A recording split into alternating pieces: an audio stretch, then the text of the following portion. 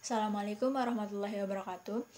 Perkenalkan, nama saya Syahroja Aulia Kurbani dengan NIM 223111017, dan kali ini saya akan menjelaskan penyakit kolik pada kuda yang menjadi tugas akhir semester pada mata kuliah manajemen kuda pada semester 4 kali ini. Apa sih itu kolik pada kuda? Yuk simak video berikut ini.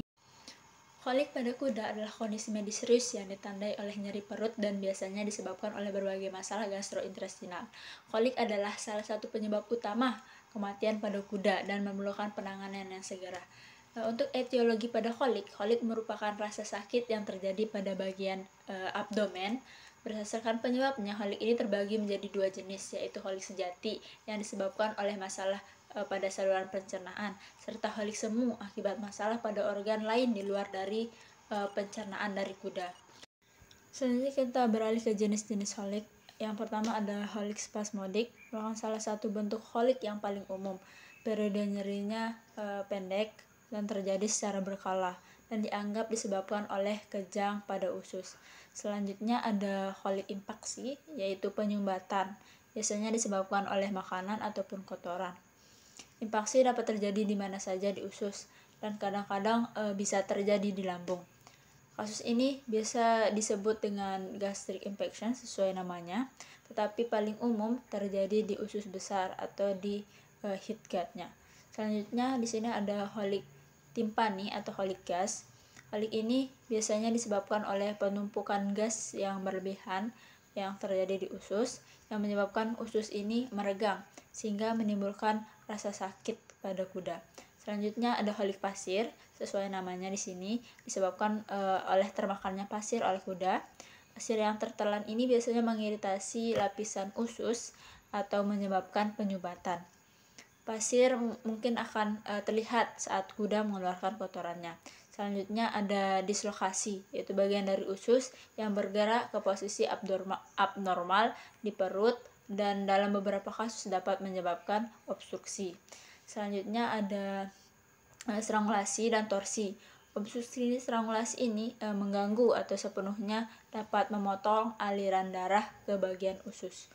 Torsi terjadi ketika bagian usus berputar pada titik di mana usus itu melekat dan pada dinding perut, kemudian memotong suplai darah ke usus sehingga dapat menyebabkan nyeri ataupun sakit pada kuda. Untuk patogenesisnya sendiri, kolik ini diyakini muncul dari kejang atau kontraksi abnormal dan tidak terkontrol dari kuda tersebut. Bisa terjadi melalui usus kecil. Kemudian kejang dari usus bersifat sementara dan tidak bertahan cukup lama untuk menyebabkan obstruksi usus yang signifikan pada kuda. Berikut ini salah satu mekanisme terjadinya kolik pada kuda. Makanan yang masuk pada pencernaan kuda yang kurang terkunyah dengan baik ataupun adanya benda asing pada makanan, baik pasir ataupun batu, nantinya akan melewati lambung, kemudian ke usus kecil dan usus besar. Dapat menyebabkan tersumbatnya aliran makanan pada usus kuda yang merupakan salah satu jenis kolik, yaitu kolik impaksi. Dan jika disebabkan oleh termakannya pasir, disebut dengan kolik pasir. Pada beberapa kasus juga bisa terjadi strangulasi dan torsi.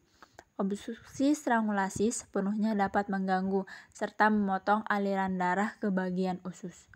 Torsi terjadi ketika bagian usus berputar di sekitar titik di mana usus melekat pada dinding perut dan kemudian memotong suplai darah ke usus.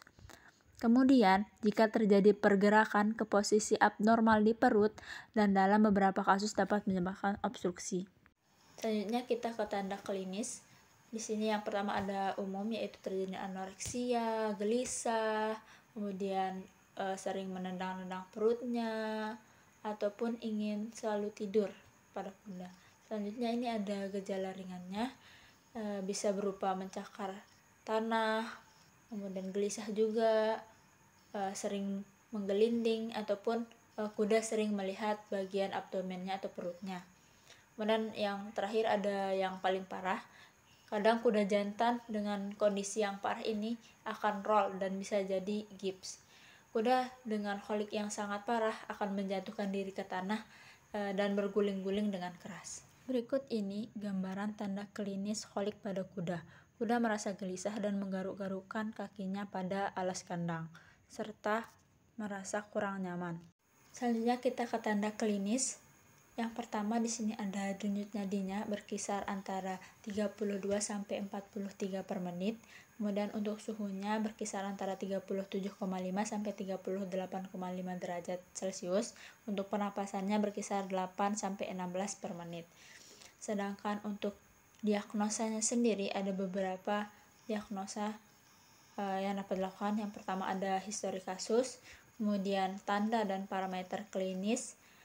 Selanjutnya ada intubasi nasogastrik, pemeriksaan dubur, ultrasonografi atau USG, dan akulasi perut serta pemeriksaan tinja pada kuda.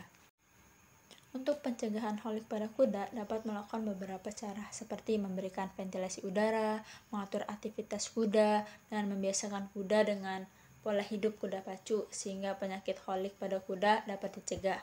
Selanjutnya bisa memberikan antihelmintik pada kuda.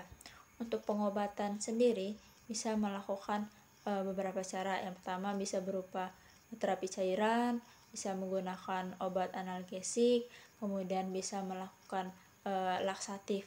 Tujuan pemberian laksatif sebagai lubrikan permukaan kulon dan juga mereduksi absorpsi udara sehingga memberi efek hidrasi pada isi lumen. Selanjutnya juga bisa melepaskan kuda di pedok. Selanjutnya untuk diagnosa banding, yang pertama ada appendicitis, kemudian ada divertikulitis, selanjutnya ada pyonefritis, salpingitis, serta ruptur aneurisma aorta. Selanjutnya apa sih yang harus dilakukan jika kuda kita ini terkena holik?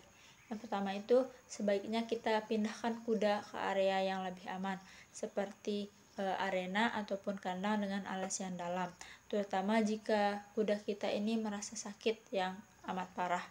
Selanjutnya jika kuda kita berguling-guling, jangan coba untuk menghentikan mereka dari berguling ataupun berbaring. Membiarkan kuda berguling itu tidak akan memperburuk holik ataupun menyebabkan ususnya terpuntir. Selanjutnya kita juga bisa mengajak kuda itu untuk jalan-jalan lembut.